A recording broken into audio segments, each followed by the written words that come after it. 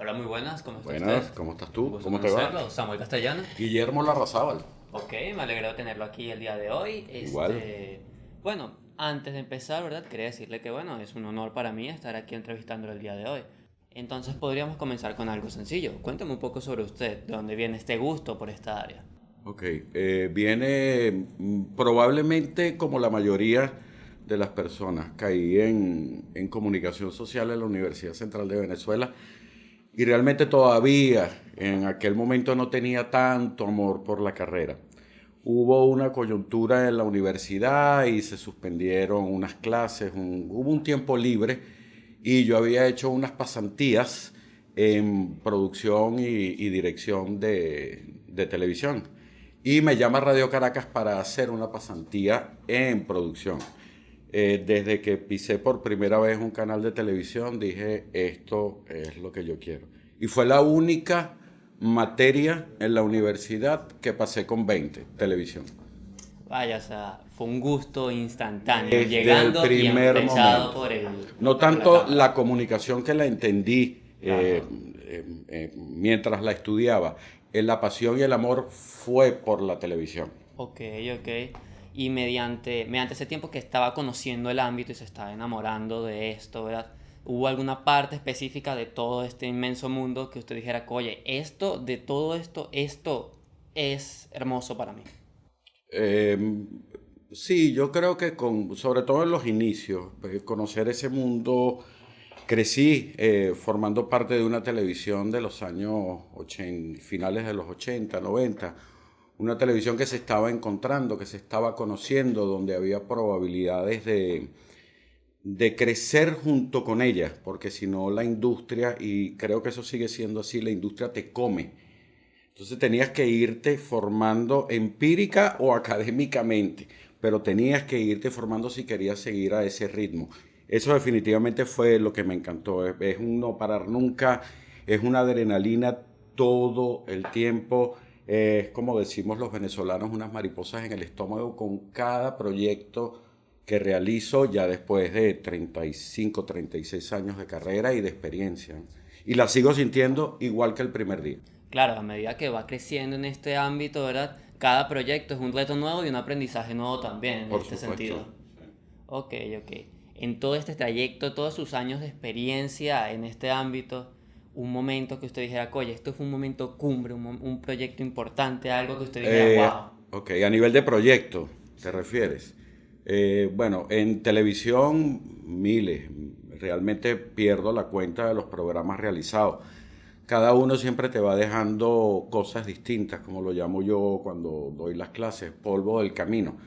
Te va curtiendo, te va preparando para otro tipo de circunstancias y retos mucho más adelante. Pero quizás el reto más grande que yo he podido tener ya como director general, como realizador, empezó 15 años atrás de ese reto, con la primera beatificación o transmisión de una beatificación en Venezuela, que fue la transmisión de la beatificación de la eh, Madre de San José, si mal no recuerdo, ya hace unos cuantos años. Me llamó Vale Televisión para que fuera su director independiente. Se formó lo que se llama un pool de canales. Cada canal grande de televisión contribuyó poniendo cosas. Y yo tuve que en aquel momento orquestar todo aquello, porque ser un director y sobre todo un director general es como un director de orquesta. Tienes que ir gerenciando el proyecto en el mejor de los sentidos. Y para mí fue una estupenda experiencia. Unos cuantos años después, no recuerdo, creo que fueron 9, 10 años después, ya yo estaba trabajando en Venevisión y vino la beatificación de la madre Carmen Rendiles. Ok. Por supuesto, Vale Televisión me vuelve a llamar y fui el director de la transmisión de la beatificación de la madre Carmen. También un súper proyecto, un momento muy, muy emotivo para Venezuela porque era la segunda beata. Y ese gran proyecto que me preguntaste, que te dije que esa historia empezó con la madre de San José, fue la beatificación de José Gregorio Hernández. Ok. A nivel profesional creo que ha sido el reto más grande que he tenido por la responsabilidad que significaba, no solamente para Venezuela y esa fe del venezolano, sino que la transmisión fue a nivel mundial. Y coordinar, dirigir, tener la sapiencia, después de 30 y tantos años, seguía sintiendo esas inmensas mariposas en el estómago por la responsabilidad. Y una vez que termina el proyecto, es cuando te das cuenta, cuando ya estás en tu casa o vas camino a tu casa, fui por buen camino. Lo mucho que has crecido en este Sí, tiempo. en el momento la adrenalina no te deja descubrirlo, porque son muchas cosas al mismo tiempo. Claro. Es siempre ir como director, en este caso un director técnico, porque fue el que hice la switchera, más allá de la gerencia del proyecto como tal. Sabes o presientes que vas por buen camino, pero después, o cuando lo ves, o cuando empiezas a oír comentarios, no de un venezolano común, porque evidentemente lo domina otros sentimientos, sino de gente que sabe de esto y que te dice, oye, buen trabajo, lo hiciste muy bien. Eso es muy satisfactorio. Claro, es completamente gratificante ver que tanto esfuerzo, trabajo Total, y experiencia se está dando a notar nada más trabajando, o sea, Total. yendo a trabajar y los demás lo notan. Me preguntabas por ese gran proyecto. Todos para mí son grandes proyectos. Desde un programa de cocina que hice muchísimos en mi vida cuando trabajé en Televen. He trabajado en todos los grandes canales. Radio Caracas, Venevisión, Televen, Vale Televisión no fijo, sino como outsourcing. Este medio es así. Pero cada proyecto para mí es importante. Pero a nivel de globalidad, por supuesto, la beatificación de José Gregorio Hernández. Claro, por la presión de estar siendo visto por todo el mundo, es como, bueno, No que te darlo imaginas aquí cuánto, todo. porque además sabía que en el Vaticano nos estaban viendo. Wow. Y tengo, si se puede decir, dentro de mi palmarés ese récord. No creo que más nunca ningún director venezolano tenga 3 beatificaciones en su currículum.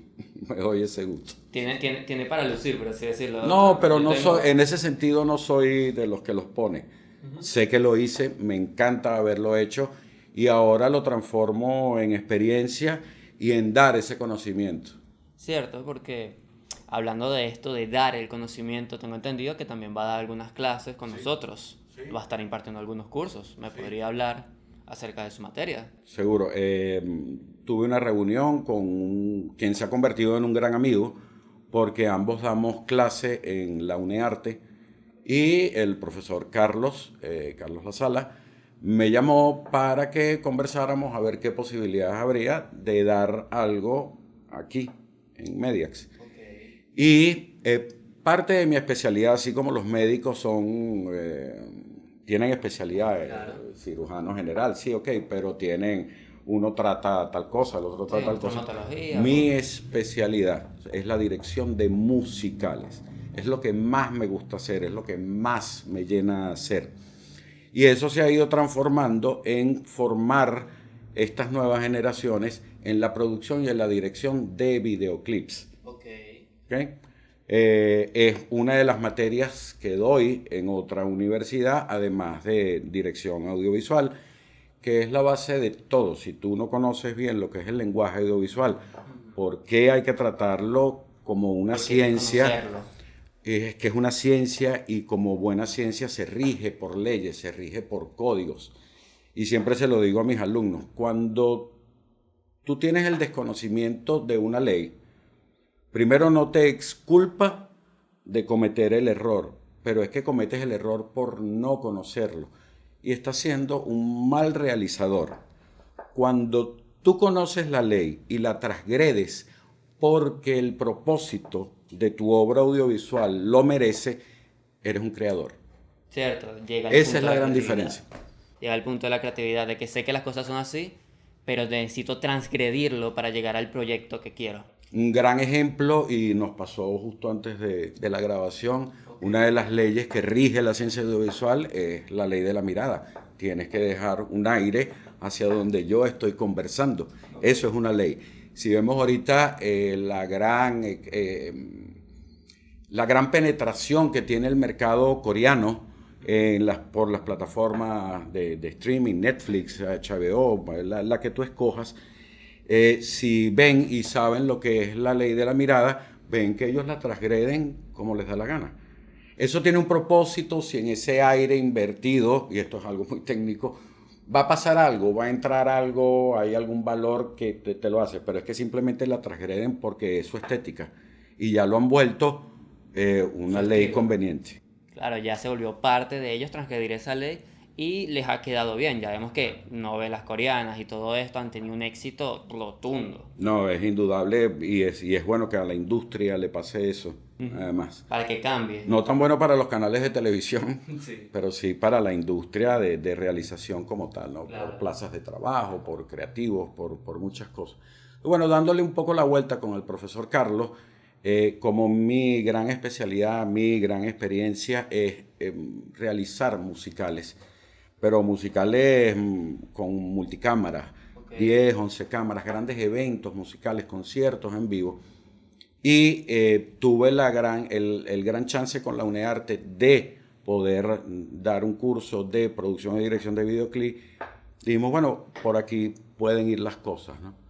Sobre todo pasarle a esta generación como la tuya, no tanto la experiencia y el conocimiento, sino ese polvo del camino que te mencionaba. Exacto. Yo te puedo dar miles de conceptos, pero te digo con mi experiencia por qué tienes que aplicarlos, para que no cometas los errores que nosotros cometimos. Claro, porque usted ya vivió ese camino, ya pasó por allí, ya sabe lo que significa. Hay una cada máxima una de universal esas. que nadie aprende por experiencia ajena y muchas veces tienes que caerte, tienes que darte el golpe para comprender.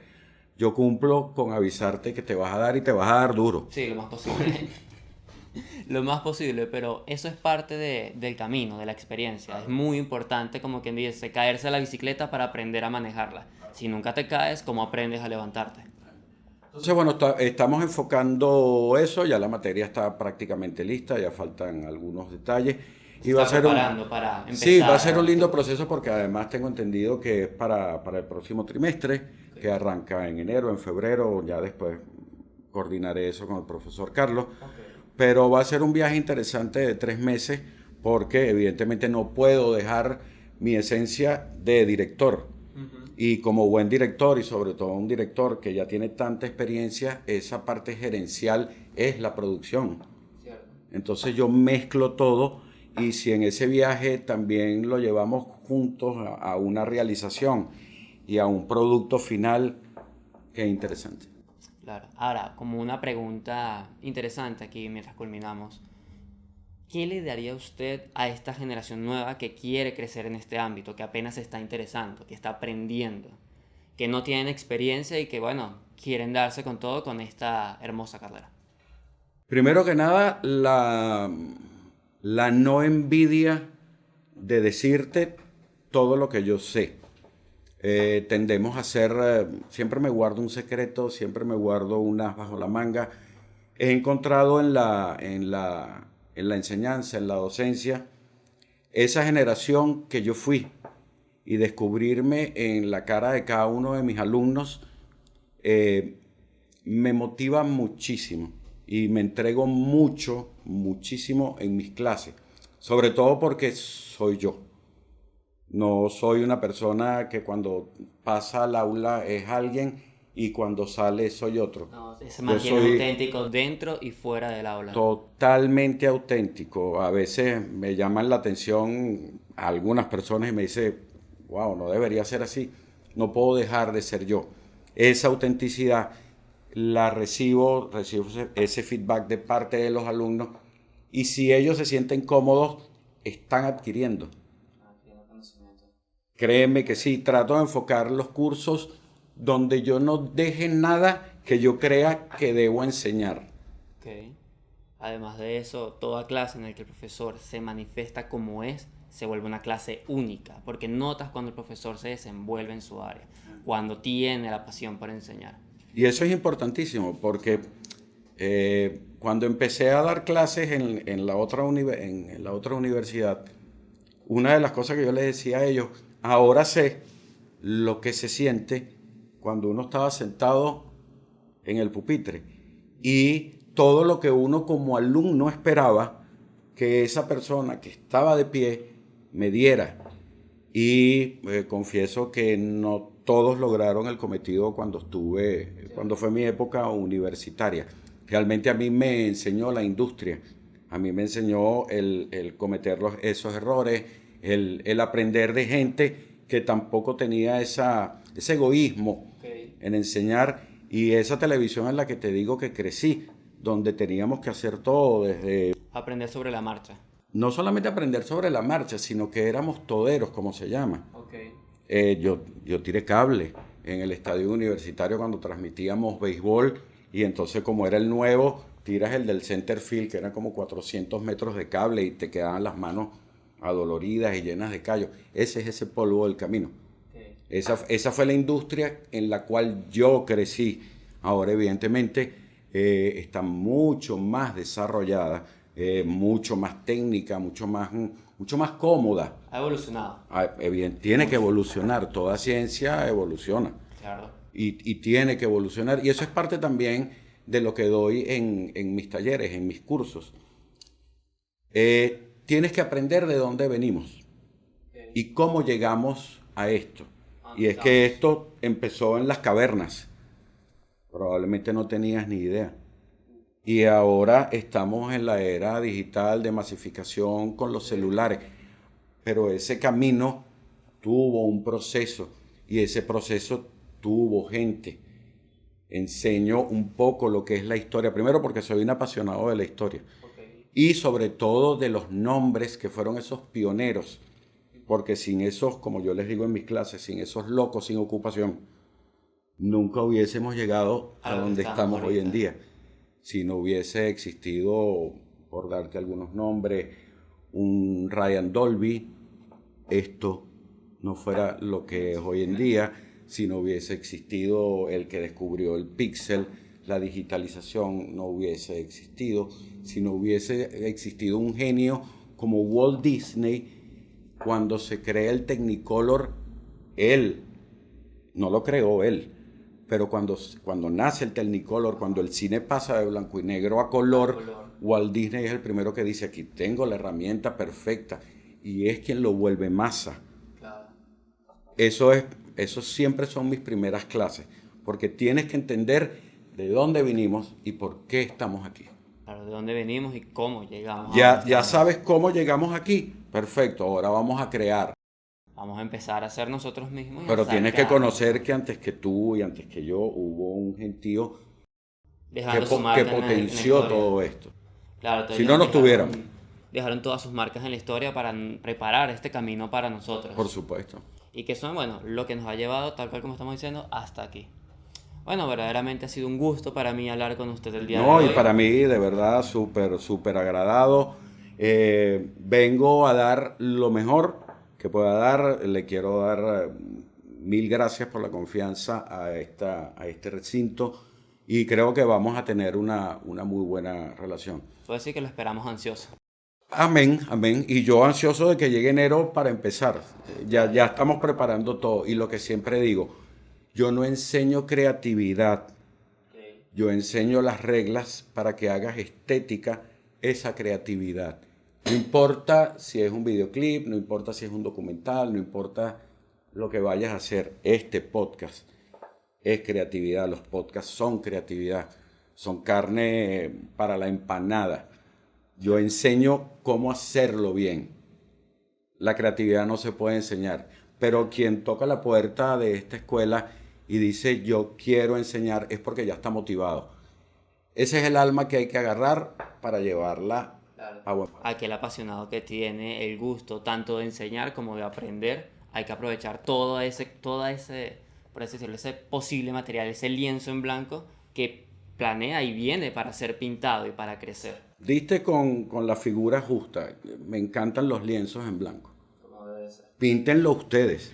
Yo te voy a enseñar cómo se usa el pincel, cómo debes mezclar los colores, una luz, una sombra, pero la pintura no te la voy a hacer yo, la pintura la tienes que hacer tú. Ahí le toca al estudiante ser auténtico por sí mismo, aprendiendo de todo lo que le han enseñado y empezar a hacer su propio arte.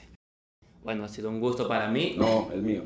Nos veremos en enero. Seguro, Y bueno, le deseo todo lo mejor. Lo esperaremos aquí con todas las ansias del mundo. Amén. Y gracias por la invitación.